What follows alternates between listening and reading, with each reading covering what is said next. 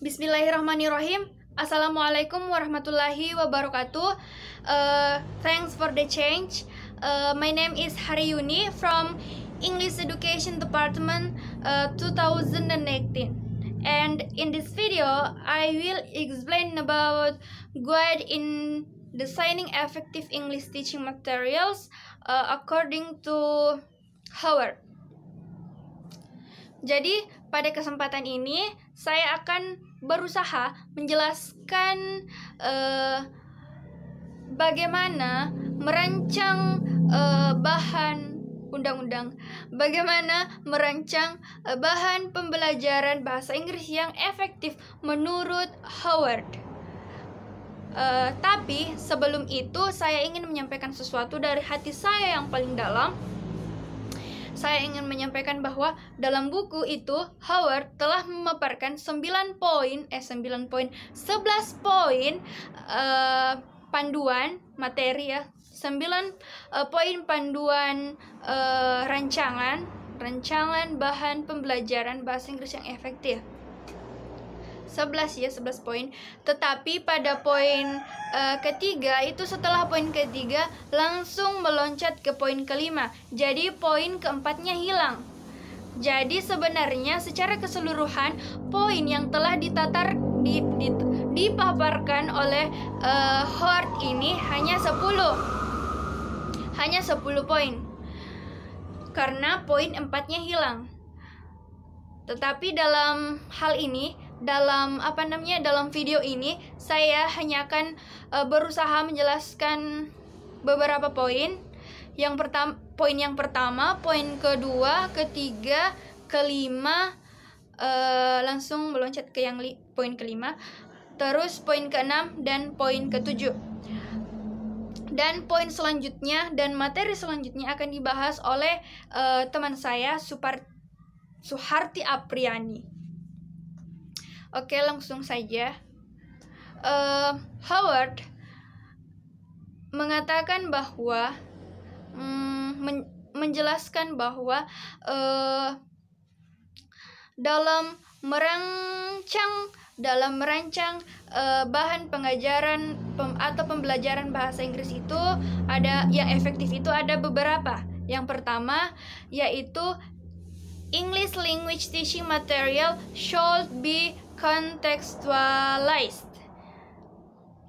Katanya Howard, bahan pengajaran bahasa Inggris itu harus dikontekstualisasikan.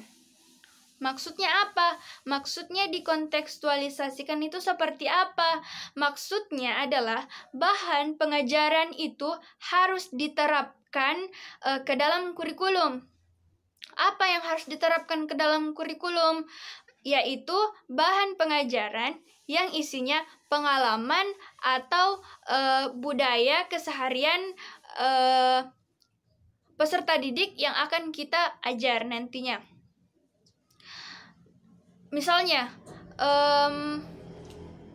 Misalnya dalam bahan pembelajaran itu sesuai dengan budaya keseharian peserta didik.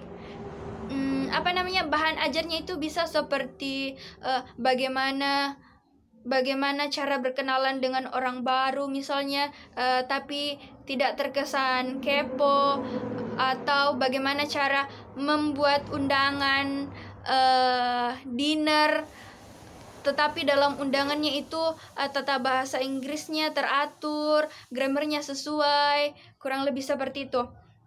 Kemudian yang kedua, katanya materials should stimulate interaction and be generative in terms of language. Katanya Howard, bahan ajar harus merangsang interaksi dan menjadi generatif. Ada 3 hal yang menjadi syarat terjadinya sebuah interaksi. Yang pertama yaitu harus memiliki bahan komunikasi. Itu yang pertama. Kemudian harus memiliki partner.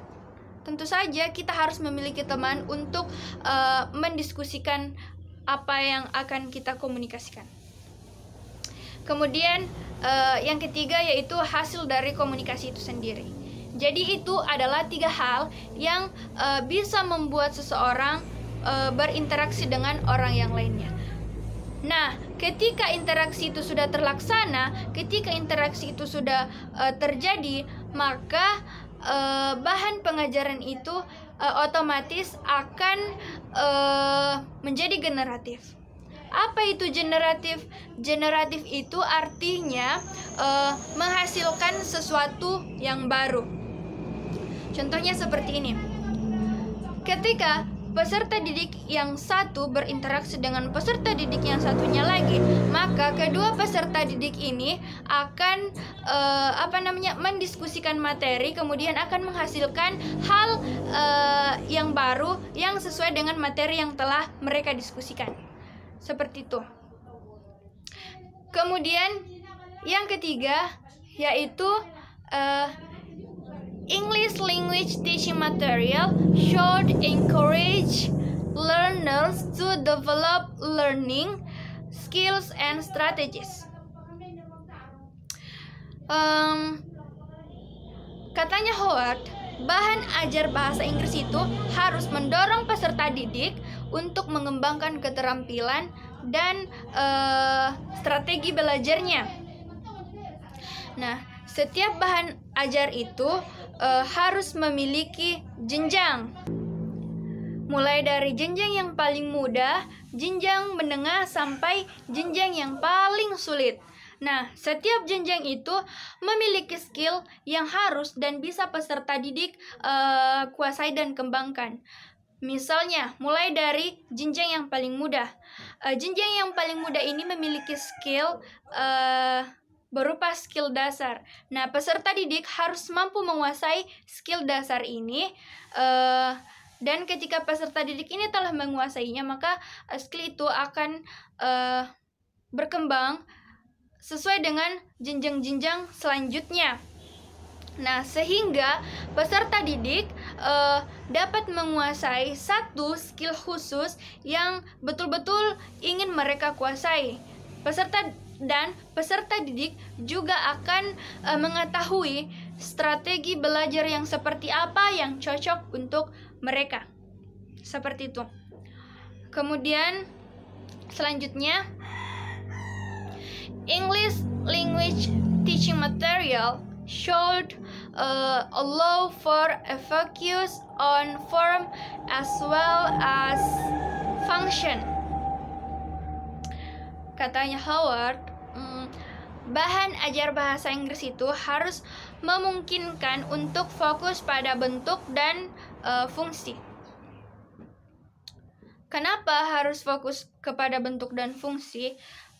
Karena agar peserta didik dapat mengimplementasikan atau menerapkan pembelajaran yang telah mereka dapatkan di dalam kelas ke dalam kehidupan sehari-hari mereka, sehingga peserta didik ini dapat lebih komunikatif dalam mengambil informasi ataupun dalam menggali informasi dari lingkungan-lingkungan yang sesuai dengan bahasa yang dia pelajari di dalam kelas. Seperti itu.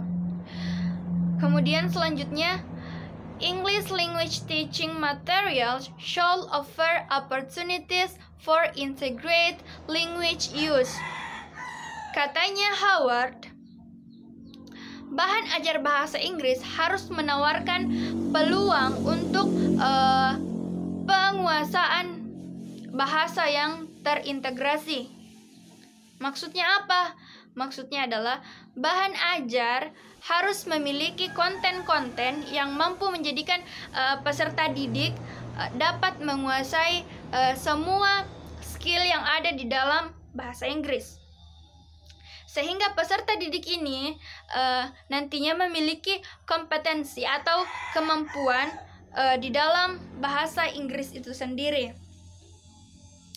Kemudian yang terakhir dari saya, English language teaching material should be authentic. Howard mengatakan bahwa bahan ajar bahasa Inggris itu harus autentik. Autentik di sini artinya asli ya. Autentik itu berarti asli, baik dalam pengucapan maupun penulisan, sehingga sesuai dengan apa yang diajarkan orang lain di dalam lingkungan orang lain. Maksudnya adalah bahan ajar yang digunakan di sini adalah asli dari penutur misalnya, sehingga materi ajarnya sesuai dengan materi ajar yang guru atau pendidik lainnya itu berikan kepada peserta didiknya. Jadi para pendidik jadi dengan mengambil bahan pengajaran yang autentik dari aslinya, bahan pengajaran setiap guru itu bisa serentak begitu, bisa sama. Oke, I think that's all from me. Mohon maaf bila dalam video ini saya masih kurang fokus, terus saya masih banyak kekurangan, saya masih belum sempurna. Mohon maaf yang sebesar-besarnya, karena saya juga masih belajar, berusaha untuk belajar. Baik, wabillahi taufiq wal hidayah. Wassalamualaikum warahmatullahi wabarakatuh.